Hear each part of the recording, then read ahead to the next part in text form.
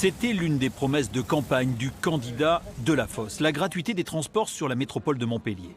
Après les week-ends gratuits, le deuxième étage de la fusée vient de prendre son envol. Une mise en scène soignée par le service com de la métropole pour nous annoncer que les moins de 18 ans et les plus de 65 ans ne payeront plus, à condition de disposer, comme Ryan, du pass gratuit. Pour la maman de ce collégien, une vraie bouffée d'oxygène. C'est combien je payais avant? 400 €, non? Pour les deux enfants, c'était presque 400 €, 194. Et du coup, c'était ça. Donc madame, c'est un gain Oui, important. c'est un grand gain, oui, c'est ça. Cette mesure devrait concerner 200 000 personnes, soit 42% des habitants de la métropole. Dans ce quartier populaire, le maire est venu constater sur place l'engouement des habitants pour ce dispositif.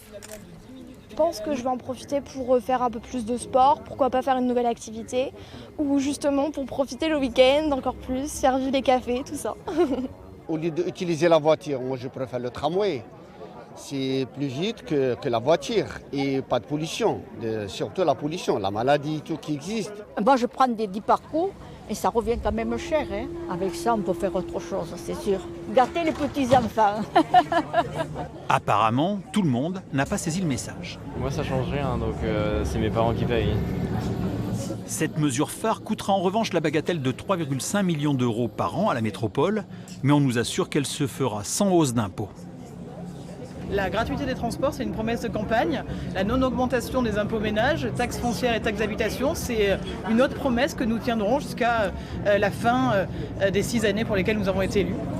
La troisième et dernière étape devrait voir le jour en 2023 avec la gratuité sur l'ensemble du réseau pour tous les habitants vivant sur le territoire métropolitain.